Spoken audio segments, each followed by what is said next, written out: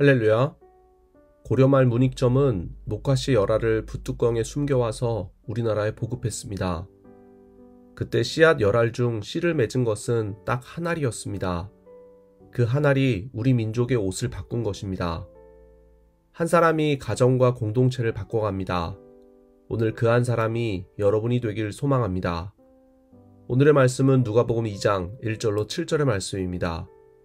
그때 가이사 아구스토가 영을 내려 천하로 다 호적하라 하였으니 이 호적은 구레뇨가 수리아 총독이 되었을 때 처음 한 것이라.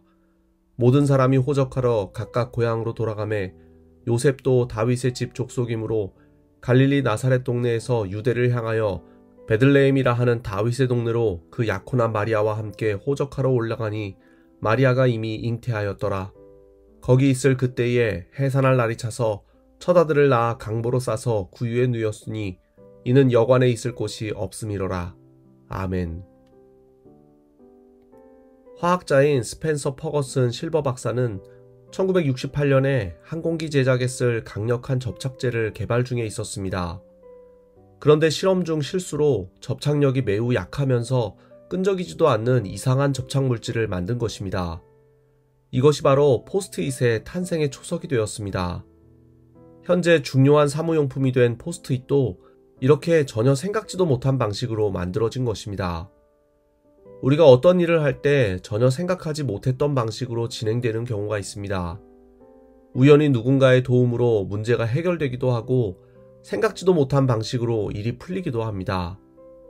오늘 본문에 나온 예수님의 탄생 이야기도 마찬가지입니다.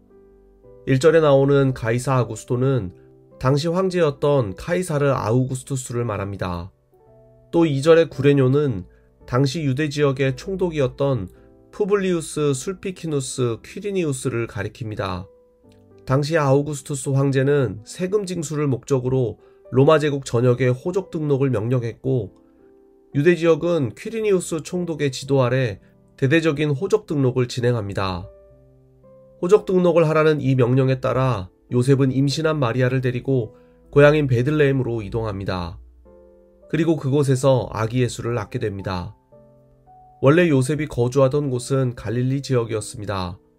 헌데 이 호적 명령으로 먼 거리를 이동해서 베들레헴까지 와야 했고 마침 만삭이었던 마리아는 어쩔 수 없이 베들레헴에서 아기를 낳아야 했습니다.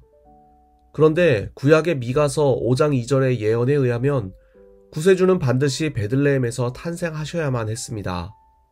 베들레헴 에브라다야, 너는 유다 족속 중에 작을지라도 이스라엘을 다스릴 자가 네게서 내게로 나올 것이라. 놀라운 것은 이 예언의 말씀이 이루어지게 된 과정이 예수님과 전혀 상관이 없는 로마 황제와 유대 총독에 의해서 이루어졌다는 사실입니다. 하나님은 우리가 전혀 생각지도 못한 방식으로 일하십니다. 요셉과 마리아를 베들레헴으로 이동하게 하신 것은 하나님의 계획이지만 그 과정은 전혀 생각지도 못한 방식으로 이루어 가신다는 사실입니다. 그래서 우리는 하나님의 크신 계획을 쉽게 예측해서도 안 되며 인간의 생각으로 속단해서도 안 되는 것입니다. 모세를 왕궁에서 자라게 하시는 하나님의 계획, 요셉을 애굽에서 총리 대신으로까지 이끌어 가시는 하나님의 인도하심, 그리고 다윗을 왕으로 세워가시는 놀라운 일들 앞에서 우리가 어떻게 하나님의 일을 판단하고 속단할 수 있겠습니까?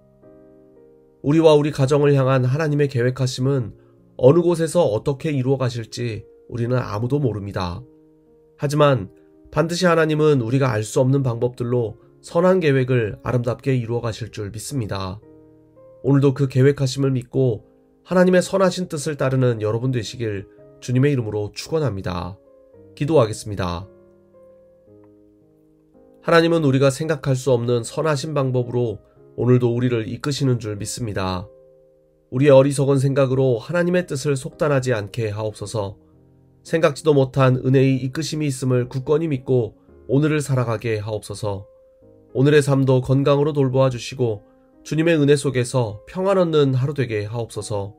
예수님의 이름으로 기도드립니다. 아멘.